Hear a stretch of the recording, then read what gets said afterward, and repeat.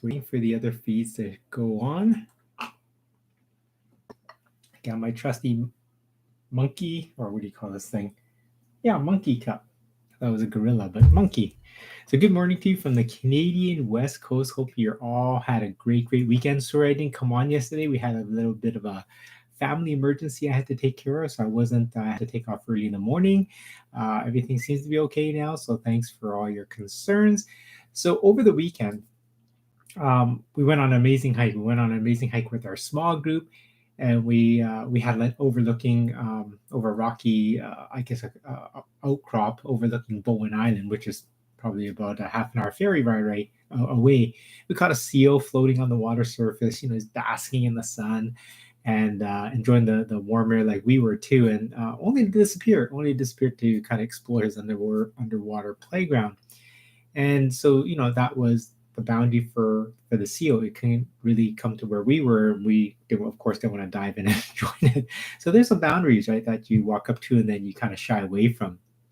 But before the actual hike, we had to prepare. We had to prepare, and we had to, to decide what to bring, what was needed, what was not needed based on where we were going, how long we were going, and the terrain. Just going for walks is much different than going into the forest. So I've been on many of these, and I prepared what I needed from my side. All the gear, any kind of first aid kit, the shoes, the I guess all the water hydration stuff. And Nancy prepared all the other really important necessities that she takes care of all the time, and she's really good at, which is taking care of lunch, the drinks, the snacks, making sure all the last tidbits are done, things that our kids need while we're out there. And I tend to bring more than what's needed. I'd rather kind of count on rather to have than to have not. I don't know if you're like that too, but I kind of prepare just a little bit more than what's needed. Our teens, we reminded them that we're going to be heading out, and and of course we saw the I don't want to go, and hiking is boring. There's nothing to see. Funny how times have really changed over the past couple of decades, right? At least when I was growing up too, is just how kids really keep themselves busy. I chatted with them. That's good. It's good to go out and see nature and to get some exercise in at the same time. It's summer. Of course, having some smoothies all the time to keep us cool and filled. It's a little bit lighter lunch. Why waste the sunshine by staying indoors? I thought that was nuts. I said, that's nuts to spend the entire summer inside.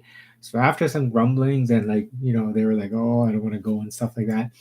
They packed their packs. Then we left. They got all the gear together, and then we left. And it happens that each time we mention hike, they think they're going to be clambering over steep inclines, ledges, all this dangerous stuff that they're like, oh, I don't want to go. But that's kind of funny. It's kind of funny. But T.S. Eliot said that if you don't push your boundaries, you'll never know where they are.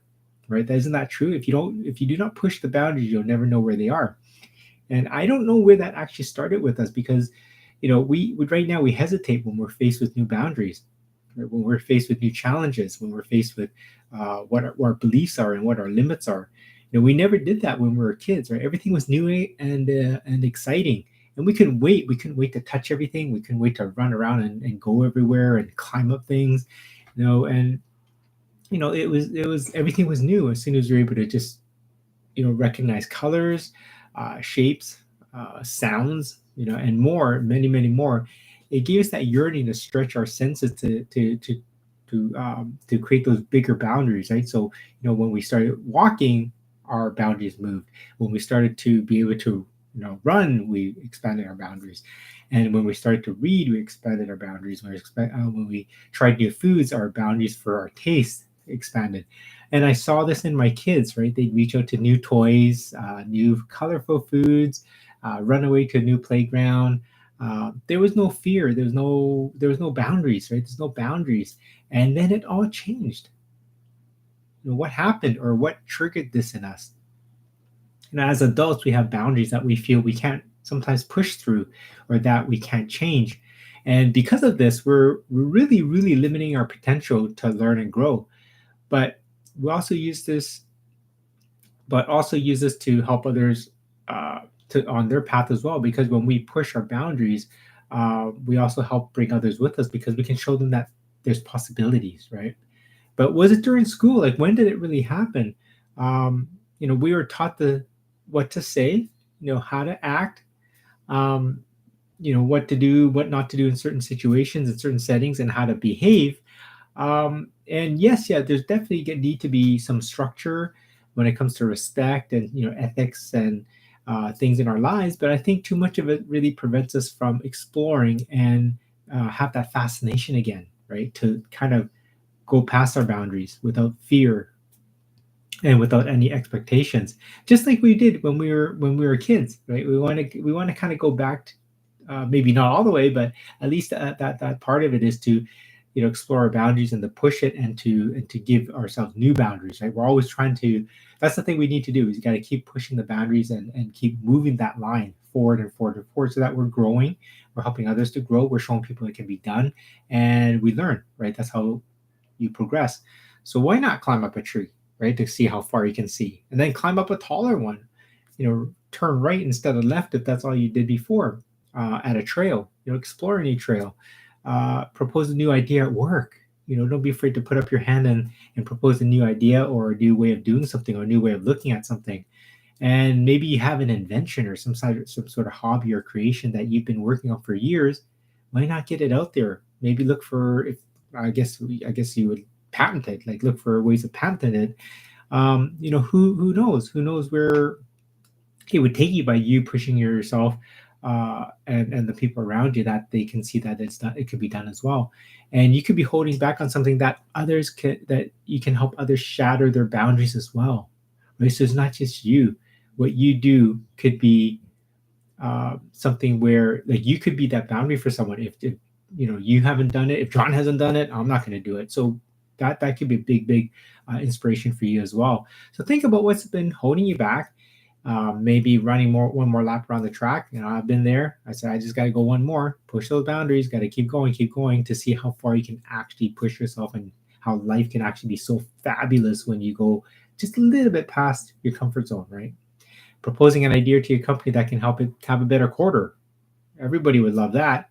Taking your family camping with no electronic gadgets to really just bond, right?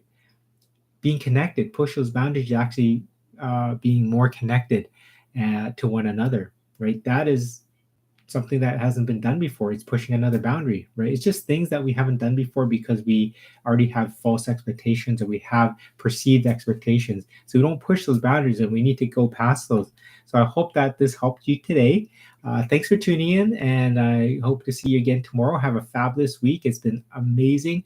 I think the temperatures hit 31 here in Vancouver yesterday, and it's already hot. It's already 22 at 9 a.m. So that's our summer midday temperature. So, have a fabulous week. Don't forget to tap that heart, leave a like, and leave any comments. I always read through them.